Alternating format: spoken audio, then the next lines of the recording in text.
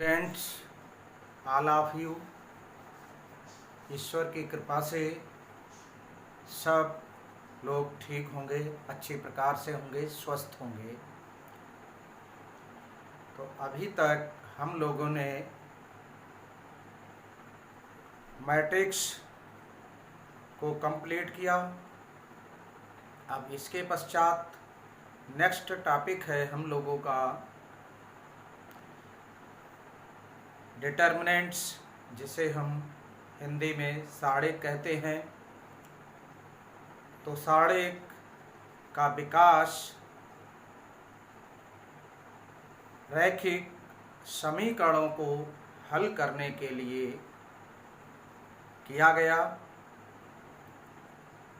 तो रैखिक समीकरणों से पहले आप लोग मैट्रिक्स को पढ़ चुके हैं। तो आइए रैखिक समीकरणों से साड़िक का निर्माण किस तरह से होता है, हम लोग इसको समझने का प्रयास करते हैं। तो युगपत समीकरण या रैखिक समीकरण निकाय दिया है, जो कि निम्न प्रकार है। a1 x plus b1 y is equal to c1, ये इक्वेशन नंबर 1 है। दूसरा है a2x plus b2y is equal to c2। अब इसको हम मैट्रिक्स फॉर्म में लिख लेते हैं। तो मैट्रिक्स फॉर्म में लिखने के लिए सबसे पहले हम इन चर राशियों के गुणांकों को लिखते हैं। तो a1 x, b1 a2 b2, इस तरह से ये थोड़े बड़े लिख लेते हैं इन्हें। इस प्रकार हमने चर राशियों के गुणांकों को मैट्रिक्स फॉर्म में लिखा, और जो उपस्थित चर राशि हैं उन्हें हमने भी मैट्रिक्स फॉर्म में लिख लिया, और जो इक्वल में इनकी वैल्यू दी हुई है युगपत समीकरणों की, उसको भी मैट्रिक्स फॉर्म में लिख लिया। अर्थात इन इक्वेशंस को हमने मैट्रिक्स इक्वेशन के रूप में कन्वर्ट कर लिया। अब यहाँ पर ये भी लिख देते हैं, जहाँ x is equal to not 0, y is equal to not 0, ये भी लिख सकते हैं। और नहीं लिखे तो इसको नहीं भी लिख लेते हैं। तो इसको ना लिखे तो कोई बात नहीं। तो अब हम इसको देखते हैं। ये मैट्रिक्स है, इसे हम A मान लेते हैं, और इसी मैट्रिक्स से हम साड़िक का निर्माण किस तरह से करते हैं। तो देखिए इसमें कि इस समीकरण निकाय का हल अद्वितीय कब होता है या नहीं होता है, इसके लिए सबसे पहले हमें अद्वितीय हल के लिए a1 upon a2 is equal to not b1 upon b2, या इसकी मल्टीप्लाई कर लेते हैं, और ये आ जाता है दिस। अब इसे भी और आगे लिख लेते हैं इसे, या a1 b2 minus a2 b1 is equal to not 0। तो ये हम हाई स्कूल में क्लास 10th में पढ़ चुके हैं कि अद्वितीय हल के लिए समीकरण निकाय अर्थात समीकरण निकाय का द्वितीय हल के लिए एक कंडीशन होती है। तो ये एक संख्या आ गई है जो कि निश्चित है। ये संख्या जो है संख्या वर्ग अव्ययु a is equal to this के संगत होती है, के संगत होती है। ये संगत हो गई संख्या जो अद्वितीय हल को निर्धारित करती है। तो इस प्रकार संख्या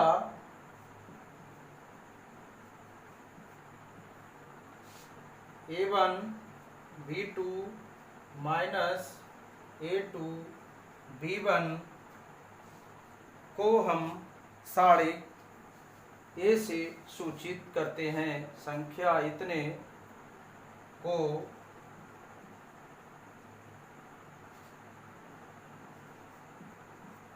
से इतने को से सूचित करते हैं, सूचित करते हैं, जिसे अव्ययु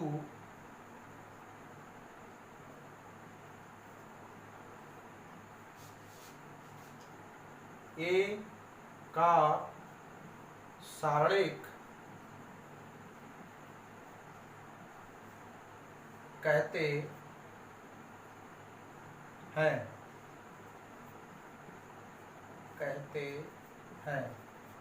तो इस प्रकार इसका सारणिक क्या होता है ये अभी हम और लिखते हैं।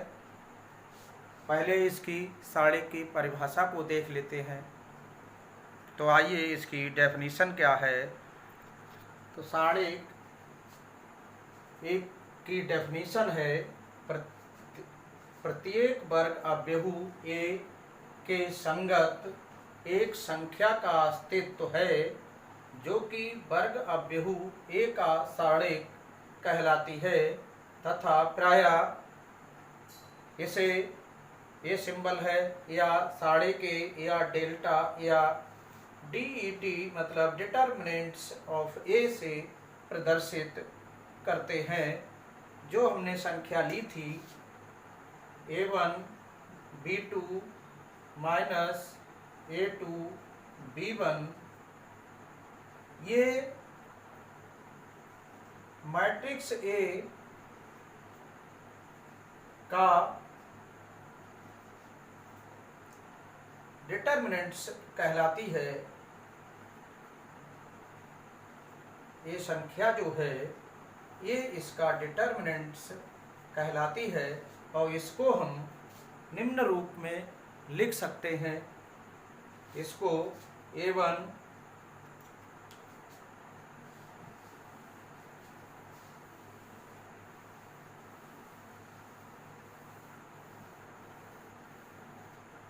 इसको हम डिटर्मिनेंट्स के रूप में प्रदर्शित कर देते हैं, जिन्हें दो खड़ी लाइनें हैं समांतर हैं। इनको हम a1 a2 b1 b2 इस टाइप से इसको प्रदर्शित करते हैं और ये इसका ये विस्तार कहलाता है। इस सारणिक का ये संख्या जो है विस्तार कहलाती है। और एक बात ध्यान रखने वाली बात है कि मैट्रिक्स किसी भी आर्डर की हो सकती है, वो हॉरिजॉन्टल हो सकती है, वो वर्टिकल मैट्रिक्स हो सकती है, उसका क्रम 2/3 हो सकता है या 3/2 हो सकता है या 2/2 हो सकता है। लेकिन सारणिक अर्थात डिटर्मिनेंट्स सदैव स्क्वायर मैट्रिक्स का ही लिखा जाता है। तो ध्यान रहे कि डिटर्मिनेंट्स को हम जब लिखते हैं तो उसमें रो और कॉलम की संख्या इक्वल होती है, तभी उसे निरूपित कर सकते हैं, अन्यथा उसे निरूपित नहीं कर सकते। सारणिक में 2×2 की सारणिक हो सकती है, 3×3 की हो सकती है, 4×4 की हो सकती है, 5×5 की हो सकती है। इस टाइप से सारणिक हो सकती है, लेकिन आपके सिलेबस में 2×2 और 3×3 ऑर्डर की डिटर्मिनेंट्स हैं। तो ये हमने निरूपित कर लिया। इसी तरह और भी निरूपित होंगे, आइए देखते हैं। और अन्य सारणिकों की जानकारी से पहले कुछ इस अव्यूह के जो सारणिक है उसके बारे में कुछ जानकारी और लेते हैं। तो इतने ये अव्यूह इतने का सारणिक, इसका सारणिक लिख देते हैं। ए का सारणिक ये क्या है? अव्यूह है। ए का सारणिक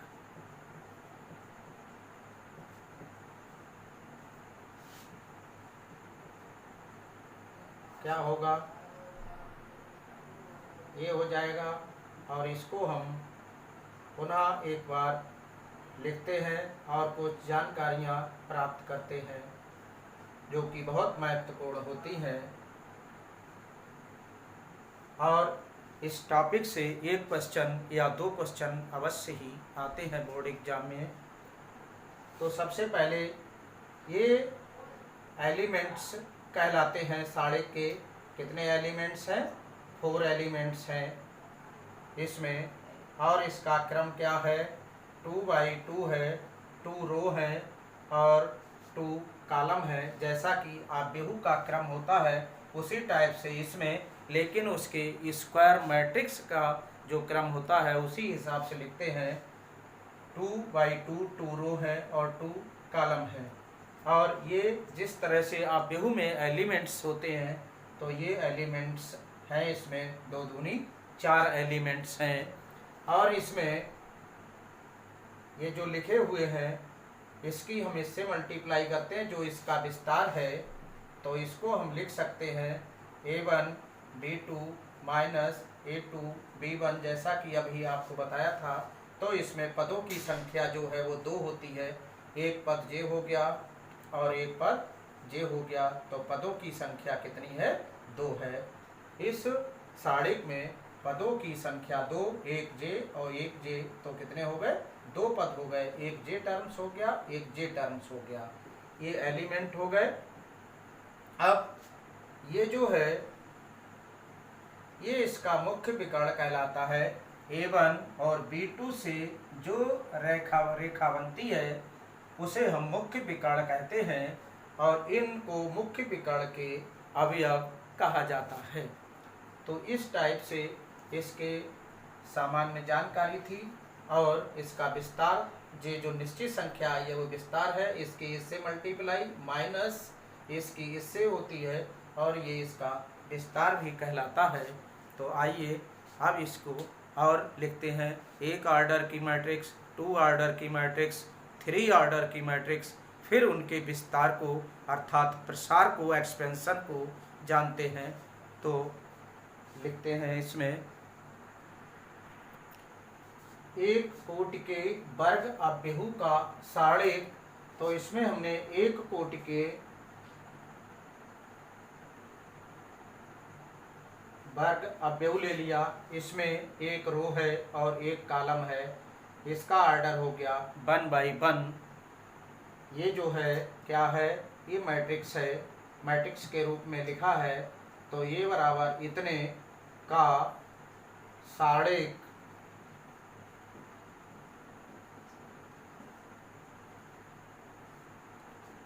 बराबर हो जाएगा। इस टाइप से लिखेंगे और इसे हम इस टाइप से लिख देते हैं। और इसका एक निश्चित मान होता है, जबकि मैट्रिक्स का एक निश्चित मान नहीं होता है। अभी हमने देखा था 2/2 की जो उसका विस्तार था, जो उसकी निश्चित संख्या थी, वही उस सारणिक का मान कहलाता है। इस टाइप से हम इसके भी मान लिख देते हैं कि ये 1 है। क्या है? ये 1 इसका मान होता है। इसका ये सारणिक का आपेहु का ऐसे ही लिखा रहेगा। अब हम 2/2 की मैट्रिक्स को देखते हैं। तो वर्ग आपेहु का सारणिक द्वितीय कोटि की है। द्वितीय कोटि के वर्ग आपेहु का सारणिक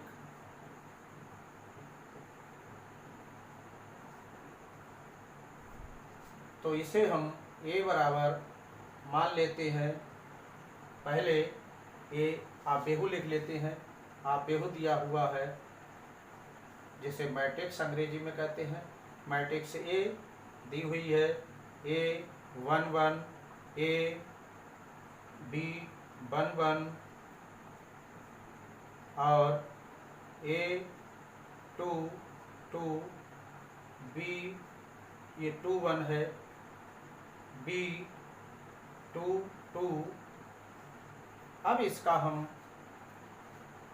सारणिक लिखते हैं इतने का, अर्थात A का सारणिक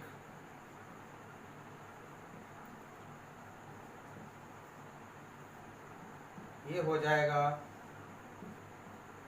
और इसे हम लिख देंगे A11, B11, A21, A22।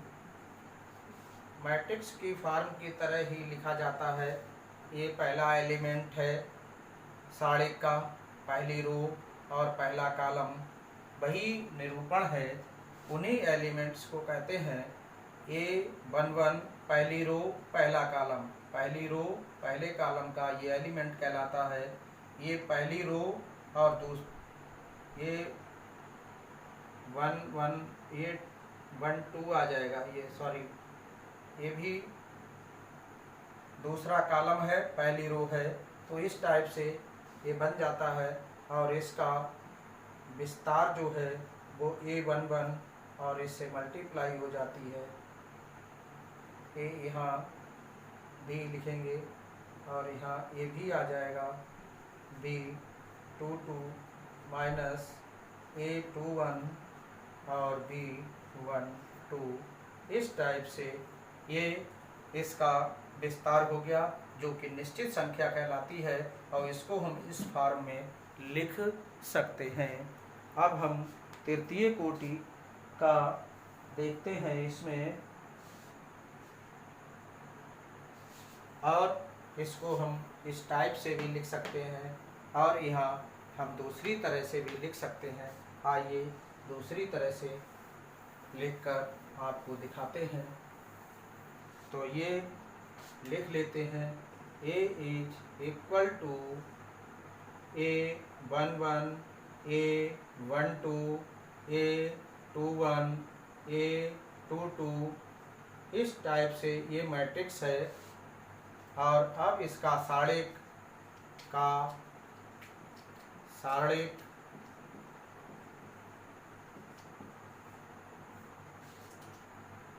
लिख लेते हैं।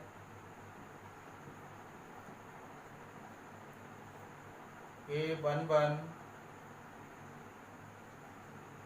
A12, A21, A22। अब इसकी हम मल्टीप्लाई कर लें, अर्थात इसे हल कर लें, अर्थात इसका विस्तार कर लें, तो ये आ जाएगा सारणिक A is equal to 11, A22 minus A21, A12। इस टाइप से हम इसको लिख सकते हैं, इसका विस्तार। और फिर देखते हैं इसमें 3/3 की मैट्रिक्स को देखते हैं। तो 3/3 की मैट्रिक्स लिख लेते हैं अभी। तृतीय कोटि के वर्ग अवयवों का 1.5।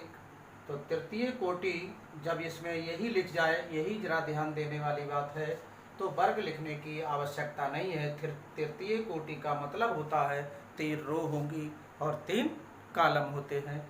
लिख लिया तो बहुत अच्छी बात है, नहीं लिखते तो अपने आप ही स्क्वायर अवयव आ जाता। तृतीय कोटि का अवयव भी इतने से भी काम चल सकता था, वर्ग ना लिखें तो भी।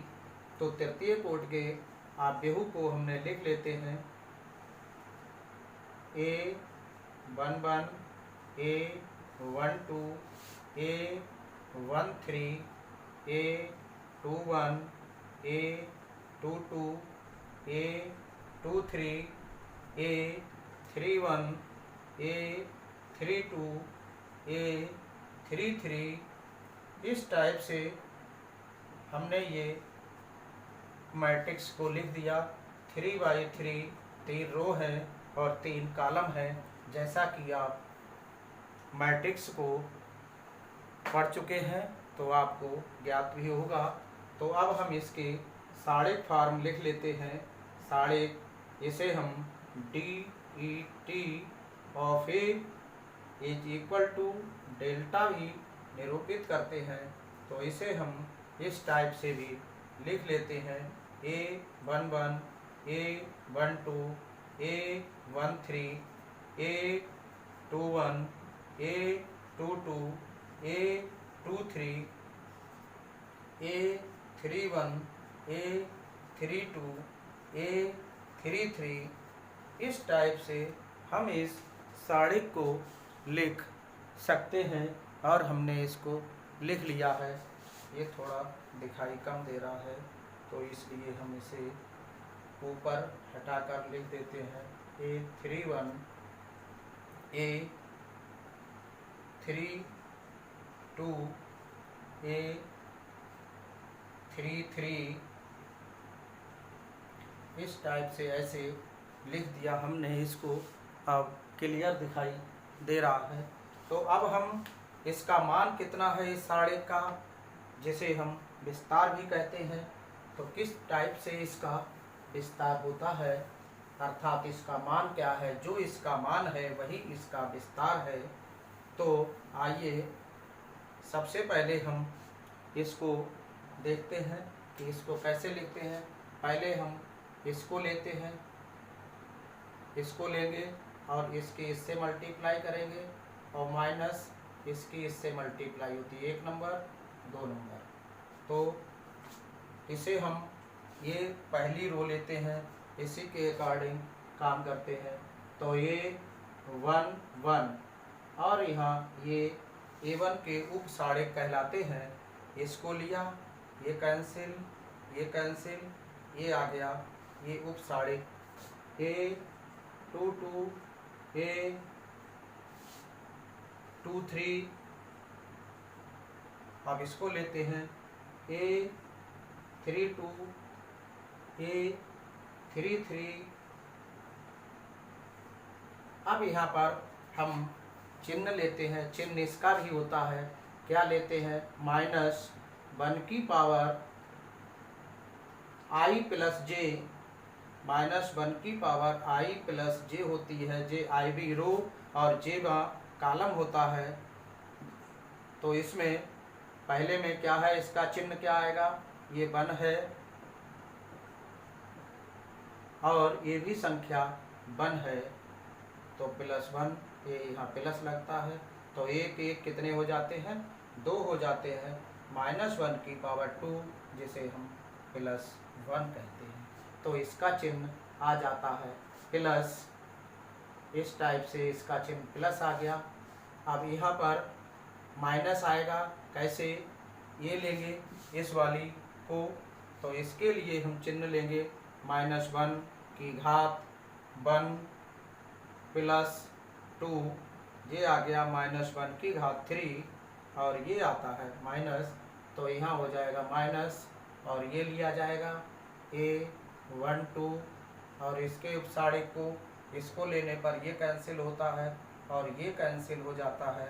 तो अब हम इस टाइप से इसको हटा देते हैं सिंबल को।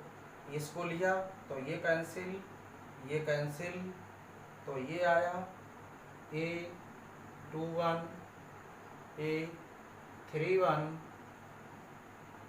इसको लिया था तो ये कैंसिल, तो ये बना A23 और A33। अब इसको लेते हैं एलिमेंट, तो इसका चिन्ह लेते हैं।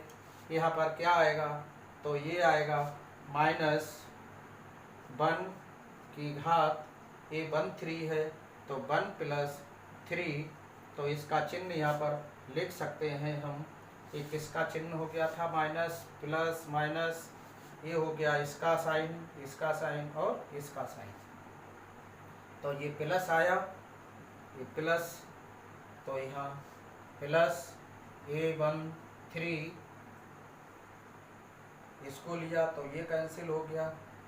ऐसे करके यहाँ जिसको लेते हैं वही प्लस बना देते हैं, तो ये प्लस बन गया। ये बचा है इतना, इसको लिख लिया इसमें, तो A21 A22 A2 A31 A32, इस टाइप से इसे साड़िक का मान कहते हैं। और हल कर लेते हैं। इस साड़िक का मान आ गया। इस साड़िक का मान हम 9 तरह से निकाल सकते हैं। इस रो के पदों में, इस रो के पदों में, इस रो के पदों में, इसके पदों में, इसके पदों में और इसके पदों में, अर्थात 6 टाइप से 3 रो का विस्तार और 3 कॉलम के विस्तार कर सकते हैं। तो इस टाइप से हम इसका उत्तर अर्थात मान इस साड़िक का 6 टाइप से हल कर सकते हैं, 6 टाइप से विस्तार कर सकते हैं। जिस टाइप से ये लिखा है, जिसे हम साड़िक का मान भी कहते हैं। ये तो विस्तार आ गया है, और जब इसको हल कर लेते हैं तो वह इस साड़िक का मान कहलाता है। तो इसको हम लिख सकते हैं A11 और इसकी इससे मल्टीप्लाई, तो ये आ जाएगा A22 A23 माइनस A32, इसकी इससे A23 माइनस A12, अब इसे इसकी मल्टीप्लाई A21 A33 माइनस इसकी इससे A31 A23 प्लस A13, अब इसकी इससे A21 A32 minus A31 A22, इस टाइप से हम ये साड़िक का मान कहलाता है और प्रसार भी ये कहलाता है। तो इस टाइप से, और ये प्रसार किसके पदों में है, R1 के पदों में। पहली रो हमने ली थी, उसी के ये एलिमेंट है, उसी के रूप में इसे हम विस्तार भी या प्रसार कहते हैं। किसका, साड़िक का। किसके पदों में, R1 के पदों में।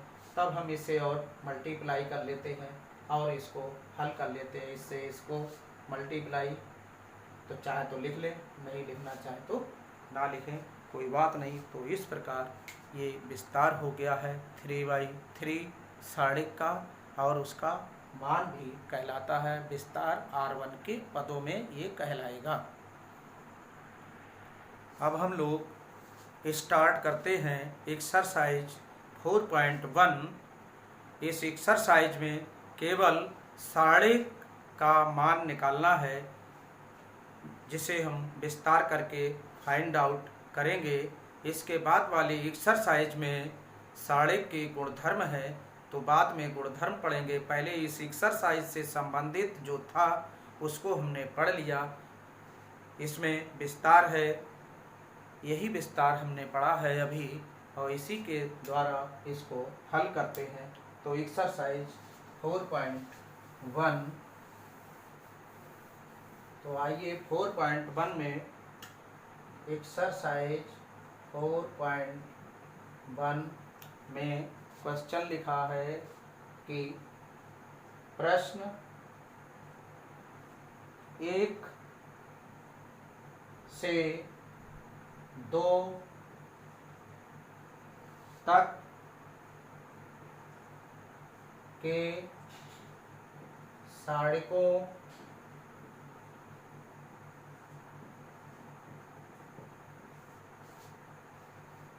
का मान ज्ञात कीजिए, का मान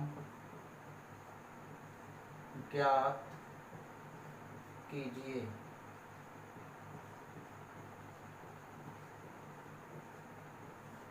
तो क्वेश्चन नंबर 1 है, क्वेश्चन नंबर 1 में ये सड़क दिया हुआ है 2x2 का, पहली रो है 2, 4 और सेकंड रो है -5, -1। तो अब इसका मान ज्ञात करना है। तो मान कैसे ज्ञात करेंगे, तो आइए देखते हैं। इसको चाहे तो मान लीजिए, चाहे तो डायरेक्ट इसको हल कर लीजिए। इसका मान ज्ञात करना है, तो इसका मान है 2, 4। पहले हमने इसको लिख लेते हैं और अभी आपको हमने स्टार्टिंग में 2x2 की सड़क बनाई थी और उसका विस्तार किया था। इसकी इससे मल्टीप्लाई थी 2 × -1 और माइनस सूत्र में था माइनस, और इसकी इससे मल्टीप्लाई -5 × 4। तो जे -2 है और जे माइनस माइनस प्लस हो गया, ये 20 और इसका आंसर आ गया है 80। Very simple and easy. अब क्वेश्चन नंबर 2, क्वेश्चन नंबर 2 में है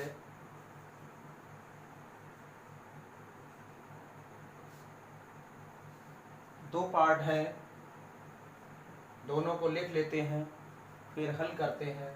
तो ये पहला है cos theta minus sine theta है, ये फर्स्ट रो है, और सेकंड रो है साइन थीटा cos थीटा, और सेकंड है इसका x² माइनस x + 1 और x - 1, ये रो हो गई फर्स्ट। अब सेकंड रो लिखते हैं x + 1 और x + 1।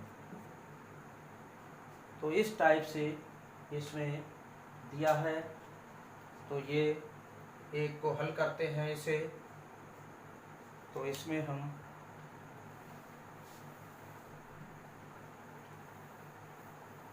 इसका सॉल्यूशन लिख देते हैं। फर्स्ट पार्ट का ये सॉल्यूशन है फर्स्ट का। इसका विस्तार कैसे होगा, इसकी इससे मल्टीप्लाई होगी, cos की गुणा cos² थीटा माइनस सूत्र में और इनकी तो माइनस sin² थीटा, और ये बन जाएगा cos² theta plus sin² theta बराबर 1। ये सर्वसमकालिक होती है, हाई स्कूल में पढ़ा है आपने कि इसका मान 1 होता है। इस टाइप से आप इसमें सेकंड वाला स्वयं कीजिएगा। अब ये क्वेश्चन और थर्ड बता देते हैं हम। थर्ड में दिया है क्वेश्चन नंबर थर्ड, इसमें लिख लें पहले। क्वेश्चन नंबर 3 है, ये लिखा है आपका यदि इतने, तो दिखाइए कि इतने इज इक्वल टू दिस। तो इसमें ये मैट्रिक्स दी हुई है, तो मैट्रिक्स यहाँ पर ये पहले मैट्रिक्स को हम 2 से मल्टीप्लाई कर लेंगे, उसके बाद साड़िक का मान निकालेंगे। तो पहले 2a लिखते हैं, 2a का मतलब 2 इंटू साढ़े में 1 2 4 2।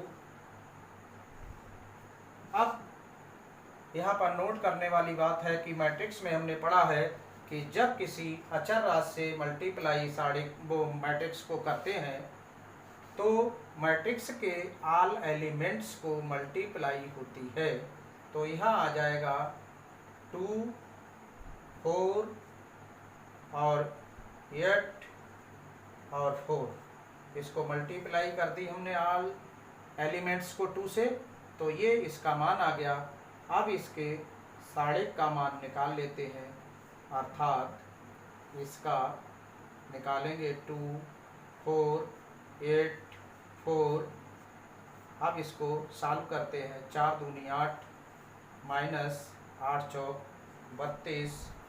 ये सब्ट्रैक्ट कर लीजिए तो 12 में से 8 के 4 और ये 24 बचे।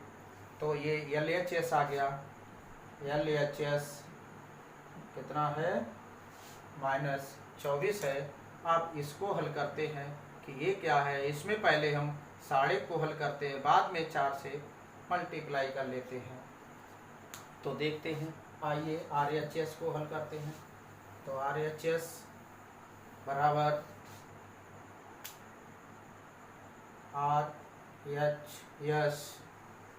RHS is equal to this, और यहाँ 4 और इसको साढ़े फॉर्म में लिख लिया हमने 4 2, और इसे सॉल्व कर लेते हैं। अब हम तो सॉल्व करते हैं। ये 4 ऐसे ही रहेंगे, इसके इससे 2 बच जा 2 माइनस 4 2 जा 8 4 इंटू -6 इज इक्वल टू -24। इस टाइप से LHS is equal to RHS is equal to -24। और इसे हम अलग से लिखें तो जो क्वेश्चन था उसी को ही हम इतने 2a का साढ़े और ये 4 साढ़े के बराबर -24।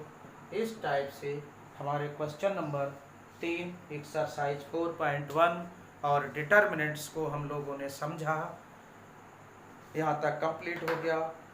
अब नेक्स्ट लेक्चर में हम 4.1 के क्वेश्चन नंबर 4 से और क्वेश्चन नंबर 8 तक करेंगे, और संभव हुआ तो साढ़े के गुणधर्मों पर भी प्रकाश डालेंगे और उन्हें पढ़ेंगे हम लोग।